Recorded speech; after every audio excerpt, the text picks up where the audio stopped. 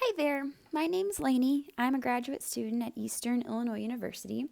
I'm here today to discuss the importance of a heart-healthy diet during the recovery process.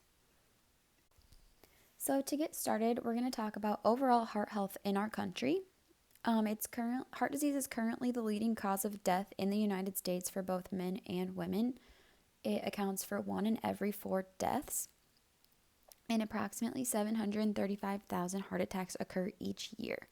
Of these, 525,000 are a first-time heart attack, and roughly 210,000 happen in people who have had a previous heart attack. Some major warning signs include chest pain, upper body discomfort, which can include pain in the arms, back, the neck, the jaw, or the upper stomach, shortness of breath, nausea, and lightheadedness.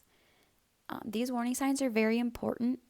A 2005 study found that only 27% of individuals were aware of the major symptoms and knew to call 911 when someone was having a heart attack. This same study found that approximately 47% of sudden cardiac deaths occur outside of the hospital, which again suggests that many individuals are ignoring these early warning signs. So this slide is basically a description of why I'm here today. Excessive alcohol consumption increases the risk of a heart attack by nearly 40%. And when I say excessive alcohol use, that can account for heavy drinking, binge drinking, and alcohol use disorder altogether. Drinking increases the lipids in the blood, which causes the arteries to harden and become narrowed, which in turn decreases the blood flow to the heart and therefore the entire body. And then prolonged alcohol use is closely correlated with heart attacks from clots, cardiomyopathy, hardened arteries, and more. And I know this sounds like a mouthful, but we're going to discuss it in the coming slides. So to kind of expand off that before we move on, alcohol can contribute to high blood pressure, increase the risk of irregular heartbeat, and it also brings an increased risk for congestive heart failure. The best way to ensure optimal heart health is to continue with regular checkups with your doctor and then also get medical supervision to safely detox from alcohol dependence. So basically, you're in the right place. This is a very good thing. So next, I'd like to discuss a common misconception, and that is that many people believe that alcohol provides the body with health benefits. Alcohol does not provide any nutritional value to the diet. So basically by that, I mean it's not a necessary nutrient to sustain life. Someone can be born and live their entire life without consuming it and be, in good health. While it is suggested that certain kinds of red wine every once in a while might provide a few health benefits, the American Heart Association prefers people to not drink when trying to improve their heart health. So as I mentioned before, we're going to discuss some of the conditions that can arise, the first being cardiomyopathy. This refers to any disorder that affects the heart muscle and causes the heart to lose its ability to effectively pump blood throughout the body. In some cases, heart rhythm can become disturbed, which leads to irregular heartbeats, which is known as an arrhythmia. This can also lead to heart failure if it's not properly taken care of. There are 3 different types of cardiomyopathy: dilated, hypertrophic, and restrictive. So dilated means the pumping ability of the heart's main pumping chamber, which is the left ventricle, becomes enlarged and cannot effectively pump blood to the heart. This occurs most often in middle-aged people and is more likely to impact men than women. Hypertrophic cardiomyopathy is an abnormal thickening of the heart muscle, which affects the main pumping chamber. It makes it harder for the heart to work properly. This can develop at any age, but tends to become more apparent early in life. And finally, restrictive cardiomyopathy. This is the least common type, and it occurs when the heart muscle becomes rigid and less elastic. This makes it difficult for the heart to expand and fill with blood between beats. This can occur at any age, but generally affects older populations. The next condition, which I'm sure most of you have heard of, is a general heart attack. This occurs when arteries become so blocked that blood flow to the organ has been severely reduced. This can cause weakened heart muscle overall, death of muscle tissue, and eventually the organ will stop beating if it's not taken care of. Some signs of this, to build off what we discussed earlier, include shortness of breath, dizziness, and swelling in the ankles. The final condition that we're going to discuss is coronary artery disease. It's also known as CAD. This is the most common type of heart disease in our country, and for some people, the first sign can be a heart attack. It's caused by a plaque buildup in artery walls, causing them to narrow over time. The most common symptom of this disease is chest pain, and if it's not properly taken care of, CAD can result in heart failure. Next, we're going to discuss what a heart-healthy diet consists of. When I explain this, I like to say start with just balance. A balanced diet is going to be relatively heart-healthy. So this includes a diet rich in fruits, vegetables, whole grains, low-fat dairy products, poultry, fish, legumes, nuts, and non-tropical vegetable oils. Once this is achieved, you for optimal heart health, you got to zero in on reducing those added sugars and reducing that sodium intake.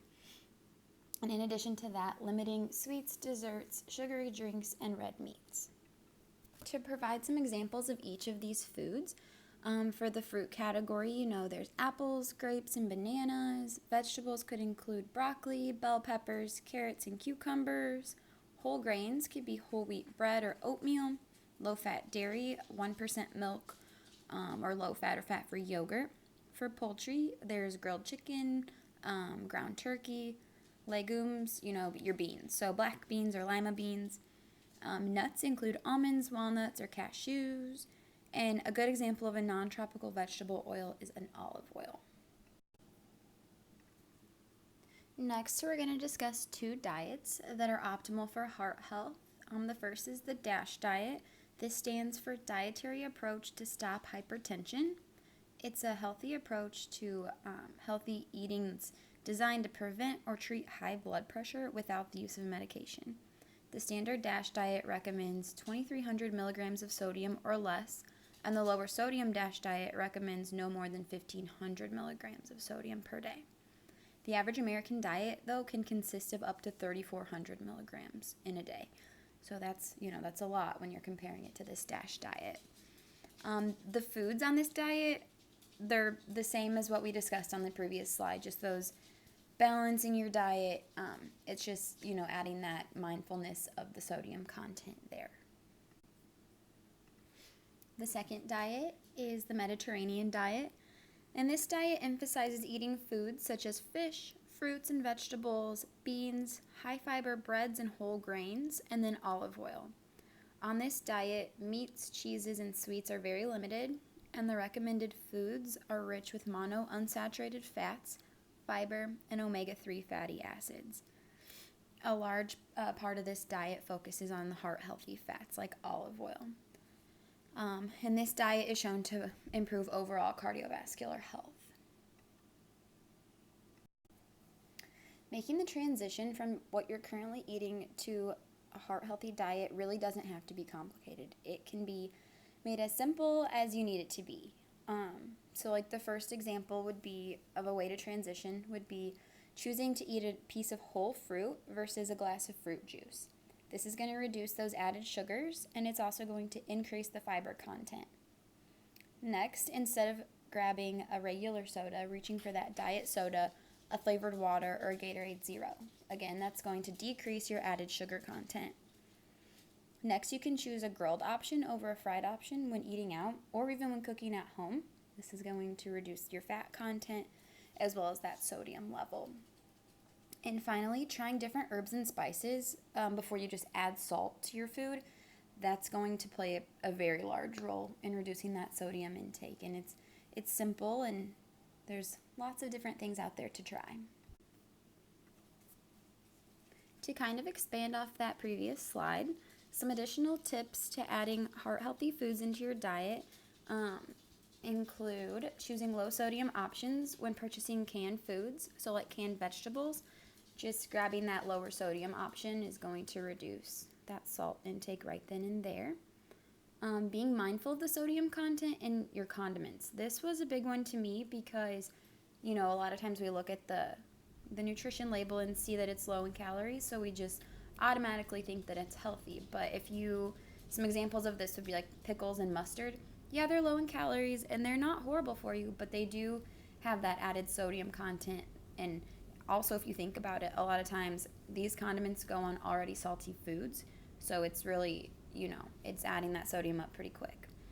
And going off of that, even added sugars in those sweeter condiments like barbecue sauces and ketchup, also something to be mindful of. Being mindful of your portion sizes and serving sizes, that we're going to discuss on the next slide. And then finally, when purchasing canned fruit, choosing that 100% juice option or the water option. Those are both your healthiest options and they still taste great.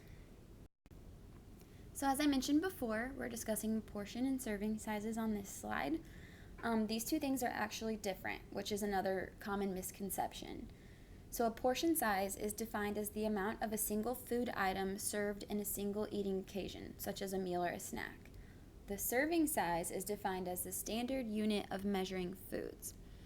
So to kind of put this in perspective, if you go to a restaurant and they bring out your plate of food and put it in front of you, those are your portion sizes, whatever they might be. And a serving size is like what you're going to see on a nutrition panel, like the recommended amount to eat at once. So to kind of, expand on that, say you go to a restaurant and you order a steak. A serving size of meat or poultry is 3 ounces, but say this steak comes out and is 16 ounces. You have several servings there. So that's just kind of portion versus serving. And just a general, to have in the back of your head, serving sizes for fruits and vegetables are 1 cup, 3 ounces of meat, fish, or poultry, 1 ounce of cheese, and 1 small baked potato, which is about the size of a computer mouse. So now we're going to look at a nutrition label. These can seem a little bit overwhelming or daunting, but they're really not too hard to break down once you look at them. The first thing to look at is you're going to identify your serving size, which is right there at the top in green. That's going to tell you the amount that you are recommended to eat in one sitting.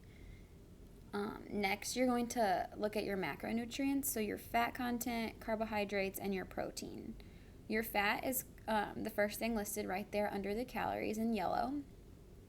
And it's going to give you your total fat content, followed by the breakdown of different types of fat. As we mentioned in the Mediterranean diet slide, those mono and poly unsaturated fats are what you're really looking for. They're not listed on this slide, probably because this is a label for mac and cheese and not, those foods we talked about. Your protein intake, that's important. That's what's going to keep you full and satisfied. And that's right there at the bottom, above all the vitamins.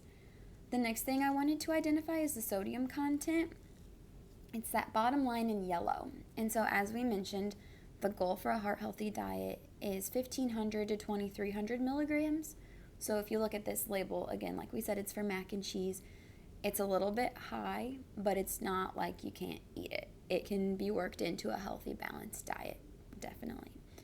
And then finally, it's not listed on this label, but newer labels provide the added sugars right there below the regular sugar line.